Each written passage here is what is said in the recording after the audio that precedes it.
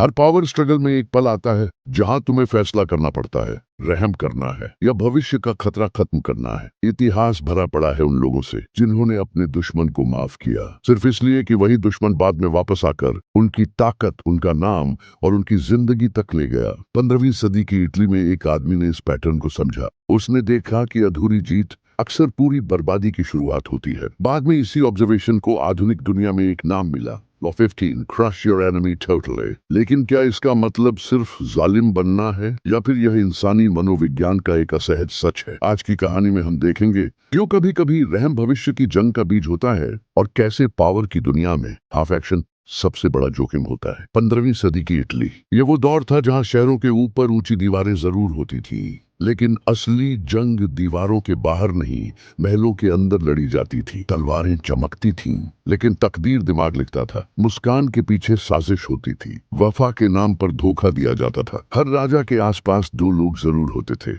एक जो उसके लिए जान देने को तैयार होता था और एक जो सही वक्त का इंतजार कर रहा होता था उसे गिराने के लिए। इसी जहर भरी सियासत के द्वार में एक आदमी खामोशी से सब देख रहा था। न वो राजा था, न सिपाही, न ही किसी सेना का कमांडर, लेकिन उसकी सबसे बड़ी ताकत थी इंसान को समझना। उसका नाम था निकोलो मैकियावेली। उसने जंग के मैदान से ज्यादा खौफनाक चीज देखी थी, इंसान का दिल जब पावर खो देता है। उसने देखा था जिन्हें माफ किया गया वो वापस आए, जिन्हें जिंदा छोड़ा गया उन्होंने इंतजार किया, जिन्हें आधा हराया गया उन्होंने पूरा बदला लिया। और तब उसने राजाओं को एक ऐसी बात समझाई जो सुनने में जालिम लगती थी, पर इतिहास ने बार बार सही साबित की। दुश्मन को आधा मत हराओ, वरना एक दिन वही तुम्हें पूरी तरह बर्बाद करेगा। क्योंकि इंसान दर्द भूल सकता है, लेकिन बेइज्जती नहीं। जख्म भर सकते हैं, पर टूटी हुई ताकत का बदला कभी पुराना नहीं होता। और यहीं से शुरू होती है हमारी कहानी, एक ऐसे इंसान की कहानी जिसे एक फैसला लेना था, रहम करे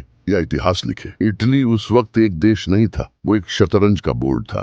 फ्लोरेंस, वेनिस, मिलान, रोम, हर शहर एक पावर सेंटर। हर राजा दूसरे पर मुस्कुराता हुआ, अंदर से झर भरा हुआ। आज जो दोस्त था कल वही पीठ में छुरा घोंप सकता था। एलायंस लिखे नहीं जाते थे, वो सिर्फ तब तक रहते थे जब तक फायदा रहता था। इसी सियासी अंधेरे में एक नाम तेजी से उभरा, चेज़ारे बोर्जा। लोग उसे जालिम कहते थे, पर उन्हें सिर्फ उसका नतीजा दिखता था, उसका तरीका नहीं। चेज़ारे सिर्फ जंग जीतने नहीं निकलता था, वो भविष्य की जंगों को पैदा होने से पहले खत्म करता था। जब वो किसी शहर पर कब्जा करता तो सिर्फ वहां के राजा को हराकर ताज नहीं पहनता था, वो पूछता था किसने इस राजा के लिए सबसे ज्यादा वफादारी दिखाई। कौन लोग भविष्य में बगावत ऑर्गेनाइज कर सकते हैं, कौन से सिपाही सिर्फ पैसों से नहीं पर्सनल लॉयल्टी से जुड़े हैं। फिर वो एक एक करके उन सीट्स को हटा देता। कुछ लोगों को निर्वासन, कुछ को जेल और कुछ हमेशा के लिए खामोश। लोग कहते थे ये जुल्म है, लेकिन फिर एक अजीब चीज होती थी, जहाँ चेज़ारे जीतता था वहां बाकी राज्यों की तरह हर महीने बगावत नहीं होती थी। वहां रात को महल के अंदर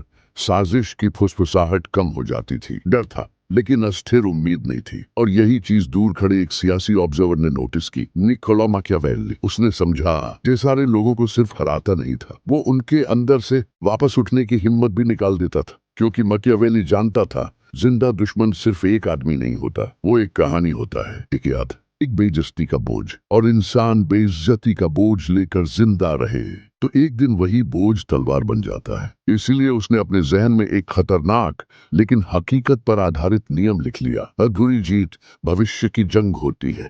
सदियां बीत गईं, तलवारें फाइलें बन गईं, जंग के मैदान बोर्डरूम बन गए और राजाओं की जगह सूट पहने हुए लोग आ गए। लेकिन इंसान नहीं बदला। पावर खो देने का दर्द आज भी उतना ही गहरा है जितना 15वीं सदी की इटली में था। इसी ह्यूमन नेचर को आधुनिक जमाने में डिकोड किया रॉबर्ट ग्रीन ने अपनी मशहूर किताब द 48 लॉज ऑफ पावर में। वहां उसने एक सीधा लेकिन लोगों को असहज कर देने वाला नियम लिखा, law 15, crush your enemy totally. इसका मतलब गुस्से में आकर सब बर्बाद कर देना नहीं है, ये इमोशनल रिएक्शन नहीं, स्ट्रेटेजिक क्लोजर है। अधूरी जीत का मतलब होता है एक जिंदा दुश्मन, एक जलती हुई बेइज्जती, एक भविष्य की योजना जो चुपचाप बनती रहेगी। साइकोलॉजी सीधी है, इंसान छोटी सी इंसल्ट भूल सकता है, लेकिन जब उसकी पावर छीनी जाती है, जब उसकी औकात सबके सामने तोड़ दी जाती है, तो वो याद उसके अंदर जिंदा रहती है।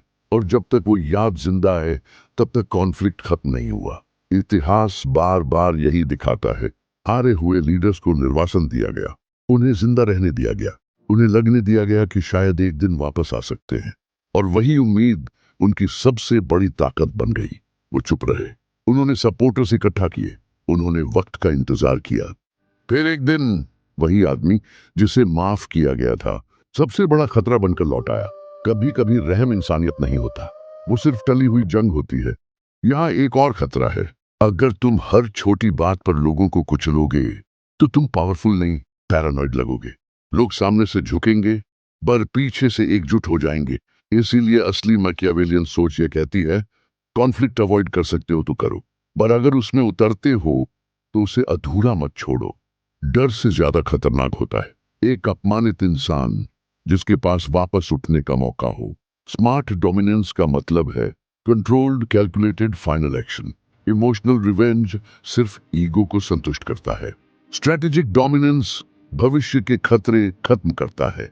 आज तुम किसी बैटलफील्ड में नहीं हो, बट पावर स्ट्रगल हर जगह है। ऑफिस में, बिजनेस में, रिलेशनशिप्स में, ऑफिस पॉलिटिक्स में। अगर कोई तुम्हें अंडरमाइन कर रहा है तो सिर्फ एक वार्निंग देकर खुश मत हो जाओ। प्रूफ रखो, पोजीशन सिक्योर करो, नैरेटिव कंट्रोल करो। बिजनेस में कॉम्पिटिटर को सिर्फ हराना काफी नहीं, मार्केट पोजीशन लॉक करो, कस्टमर लॉयल्टी बनाओ, एंट्री बैरियर्स क्रिएट करो। पर्सनल लाइफ में बाउंड्री सेट करते हो तो उसे परमानेंट रखो। ऑर्डन और डफ सिग्नल लोगों को सिखाते हैं कि तुम्हें पुश किया जा सकता है। अधूरा एक्शन सिर्फ एक नई समस्या पैदा करता है, क्योंकि इंसान तब तक हार स्वीकार नहीं करता जब तक उसके पास कमबैक का इल्यूजन होता है। पावर का असली टेस्ट जंग जीतने में नहीं होता, वो होता है फैसला लेने के बाद कि खामोश लम्हों में। जरूरत से ज्यादा रहम दुश्मन को उम्मीद देता है, जरूरत से ज्यादा जुल्म दुनिया को तुम्हारा दुश्मन बना देता है। यही वो पतली लाइन है जहां ज्यादातर लोग गिर जाते हैं। अगर तुम हर छोटी बेइज्जती पर किसी को कुचल दोगे तो लोग तुमसे सिर्फ डरेंगे, और डर एक दिन नफरत में बदलता है। नफरत लोगों को चुपचाप जोड़ देती है। इसीलिए असली मैकियावेलियन सोच अंधी क्रूरता नहीं सिखाती, वो कंट्रोल्ड फाइनलिटी सिखाती है।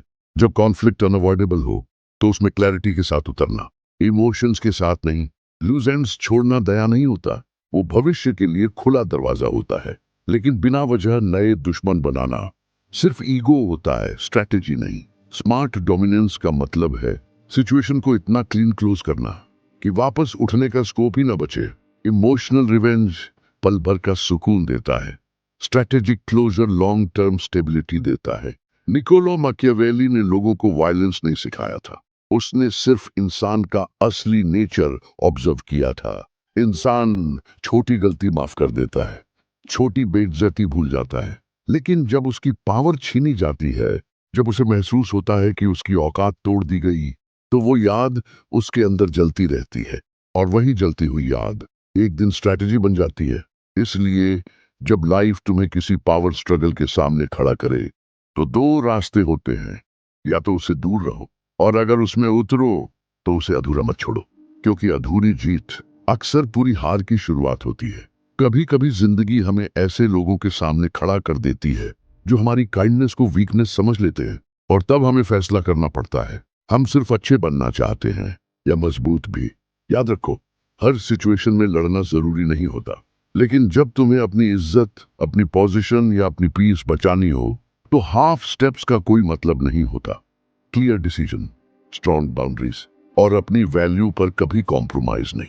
जिंदगी में सबसे बड़ा पावर ये नहीं कि तुम कितने लोगों को हरा सकते हो, बल्कि ये है कि तुम कौन सी लड़ाइयां चुनते हो और उन्हें कितनी क्लैरिटी से खत्म करते हो। अगर आज की कहानी ने तुम्हें ह्यूमन नेचर का यह डार्क सच समझाया है तो इस वीडियो को लाइक करो और शेयर करो उन लोगों के साथ जो अभी भी हर जगह अननेसेसरी नाइस बनने की कोशिश कर रहे हैं। और अगर तुम पावर, साइकोलॉजी और रियल वर्ल्ड स्ट्रैटेजी को समझना चाहते हो सिंपल शब्दों में, प्रैक्टिकल तरीके से, तो चैनल को सब्सक्राइब करो। हम सिर्फ कहानियां नहीं सुनाते, हम उनके पीछे छुपे नियम समझते हैं, और जो नियम समझ लेता है वो गेम अलग लेवल पे खेलता है।